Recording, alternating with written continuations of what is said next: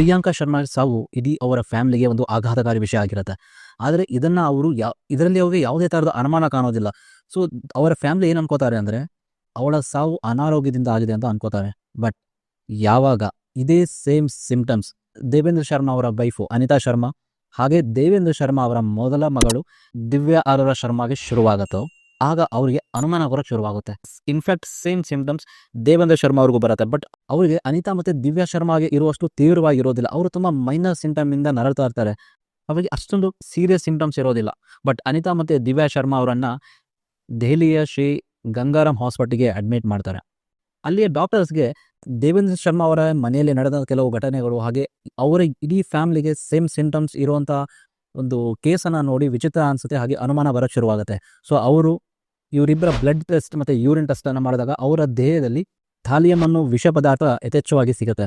So ಅವರಿಗೆ ಇದು ಒಂದು ರೀತಿಯ ಗಾಬರಿಯನ್ನು ತರುತ್ತೆ. ಯಾಕೆಂದರೆ ಥಾಲಿಯಂ ಅನ್ನೋದು ಅಷ್ಟು ಸುಲಭವಾಗಿ ಯಾರ ಕೈಗೆ ಸಿಗುವಂಥ ಅಥವಾ ಯಾರು ಬೇಕೋ ಅವ್ರು ಕೊಂಡ್ಕೊಳ್ಳುವಂಥ ಪದಾರ್ಥ ಆಗಿರೋದಿಲ್ಲ.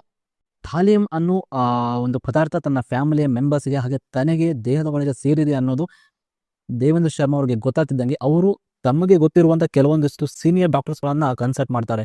ಸೊ ಆಗ ಅವರುಗಳು ಕೆಲವು ಸಜೆಷನ್ ಏನಂದರೆ ಊಟದ ಮುಖಾಂತರ ಆಗಿರ್ಬೋದು, ಇಂಜೆಕ್ಟ್ ಮಾಡೋದ್ರ ಮುಖಾಂತರ ಆಗಿರ್ಬೋದು, ನೀರಿನ ಮುಖಾಂತರ ಆಗಿರ್ಬೋದು, ಇದರಿಂದನೇ ಇದು ಸೇರಿದೆ ಅನ್ನೋದು ಅವರ ಸಲಹೆ ಆಗಿರುತ್ತೆ. ದೇವೇಂದ್ರ ಶರ್ಮಾ ಅವರು ತುಂಬಾ ಅನುಮಾನ ಪಡೋದಕ್ಕೆ ಇದೊಂದು ಕಾರಣ ಆಗುತ್ತೆ.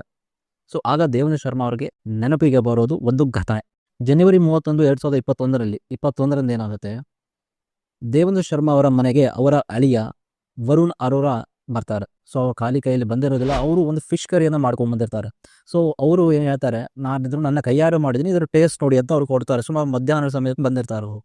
ಸೊ ದೇವೇಂದ್ರ ಶರ್ಮಾ ಏನು ಮಾಡ್ತಾರೆ, ಅವ್ರಿಗೂ ಕೂಡ ತಿನ್ನೋದಕ್ಕೆ ಆಫರ್ ಮಾಡ್ತಾರೆ. ಬಟ್ ಅವರು ಕೆಲವು ಕಾರಣಗಳನ್ನು ನೀಡಿ ಅದನ್ನು ತಿನ್ನೋದಿಲ್ಲ. ಅವ್ರ ಮನೆಯಲ್ಲಿರೋ ಪ್ರತಿಯೊಬ್ಬರಿಗೂ ಕೂಡ ಆ ಫಿಶ್ ಕರಿಯನ್ನು ತಿನ್ನಿಸಿನೇ ಅವರು ಅಲ್ಲಿಂದ ಮನೆಗೆ ತೆರಳುತ್ತಾರೆ. ಇದು ದೇವೇಂದ್ರ ಶರ್ಮಾ ಅವರಿಗೆ ಅನುಮಾನಕ್ಕೆ ಎರಡನೇ ಕಾರಣ. ಯಾಕಂದರೆ ಆಲ್ರೆಡಿ ಅಳಿಯ ಮತ್ತು ಮಾವನ ನಡುವೆ ಕೆಲವೊಂದಿಷ್ಟು ಮನಸ್ತಾಪಗಳಾಗಿರುತ್ತೆ. ಯಾವಾಗ ತನಗೆ ಗೊತ್ತಿಲ್ಲದೇ ತನ್ನ ಹೆಂಡತಿಯ ಅಬೋಷನನ್ನು ಮಾಡಿಸಿದ್ರು ಅನ್ನೋದು ಗೊತ್ತಾಗತ್ತಲ್ಲ, ಅವಾಗಿಂದನೇ ಅಳಿಯ ಮತ್ತು ಮಾವನ ನಡುವೆ ಮನಸ್ತಾಪ ಇರುತ್ತೆ. ಏನೂ ಇಲ್ಲದೇ ದಿಢೀರಂತ ಬಂದು ಫಿಶ್ ಕರಿಯನ್ನು ಅಳಿಯ ತಿನ್ನಿಸೋದು ಅಂದಾಗ ಅವ್ರಿಗಿಲ್ಲಿ ಅನುಮಾನ ಬರೋಕ್ಕೆ ಶುರುವಾಗುತ್ತೆ.